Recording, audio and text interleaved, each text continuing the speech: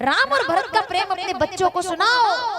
मैंने तो कहा इन पंडालों में बैठ करके लाखों रुपए खर्च करके भागवत और राम कथा कराने की जरूरत आपको नहीं पड़ेगी अगर घर के अंदर गीता और रामायण पढ़ना आप लोग शुरू कर देंगे।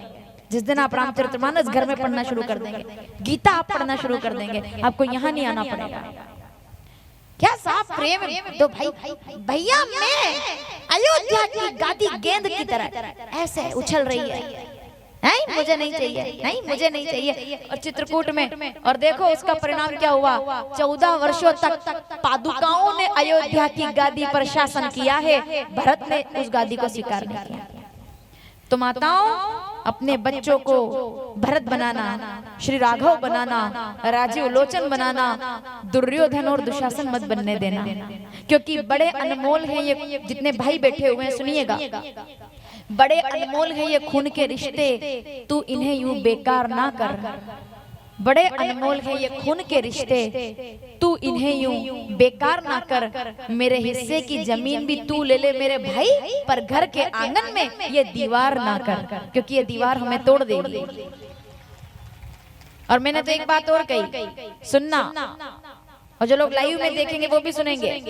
मैंने तो एक बात और कही कि घर में अगर दीवार बनाओ, मुझे कोई आपत्ति नहीं। आपकी अगर आपके भाई से नहीं बन रही है, नहीं बनती है, आप दीवार बनाइए, पर मेरे लिए केवल एक काम कर देना बस। उस बड़ी सी दीवार में एक छोटा सा दरवाजा जरूर रखना। और ये मैंने कहा है अपनी कथाओं में, उस बड़ी सी दीवार में एक छोटा दरवाजा जरूर रखना। उस पर ताला चाहे लगा देना, पर दरवाजा जरूर रखना। क्योंकि आज आपके बीच में मतभेद हो गया है, तो क्या हुआ? आज आपके भाई से बात नहीं हो रही, तो क्या हुआ? लेकिन हो सकता है आपके बच्चे हमारे जैसे ना हो, आपके बच्चे प्रेमी हो, आपके बच्चे भाई के साथ रहने वाले हो, तो उनको केवल इतनी देर लगेगी कि माँ बाप दीवार बनाकर चले गए तो क्या हुआ। हमको दीवार नहीं तोड़नी है, खाली दरवाजा तोड़ करके एक दूसरे के घर में आना जाना शुरू करना है। और जो दीवार बनाकर गए थे, आने वाली पीढ़ी दीवार ना तोड़े तो दरवाजा तो कम से कम खोल देगी दिवाली पर, कि एक दीपक उधर से इधर आ जाए, इधर से उधर चला जाए। बन गया अयोध्या परिवार। महाभारत ना हो, अयोध्या हो घर घर में, ये मेरा निवेदन है। यही महाभारत है, अतिश्री महाभारत कथा। महाभारत नहीं, रामायण होनी चाहिए। और महाभारत हुई आखिर में जब दुर्योधन ने कहा कि द्रौपदी के वो 5 बेटों को अश्वत्थामा वध करके ले आया, तो दुर्योधन ने प्राण त्याग दिया, अश्वत्थामा पकड़ लिए गए। तो अर्जुन ने उनकी मणि छीन ली। अश्वत्थामा ने प्रहार कर दिया उत्तरा के गर्भ पर। वीर गति को प्राप्त होने वाले अभिमन्यु की पत्नी उत्तरा गर्भवती है।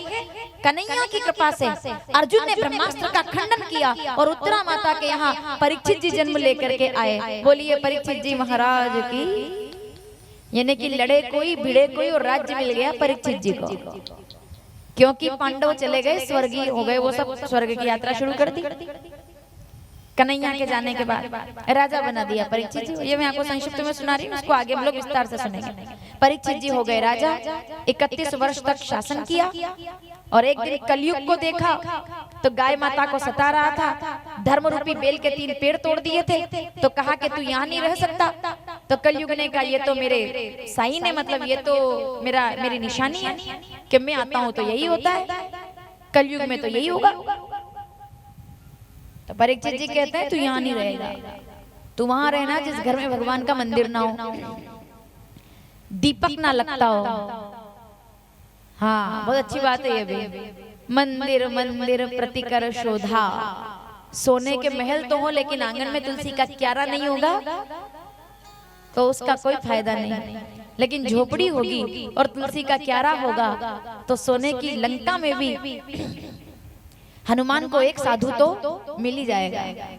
तो जिस घर में तुलसी का क्यारा ना हो उस घर में तू रहना। माताओं सावधानी से सुनिए, जिस घर में शाम को इस समय दीपक ना लगता हो तू वहां रहना।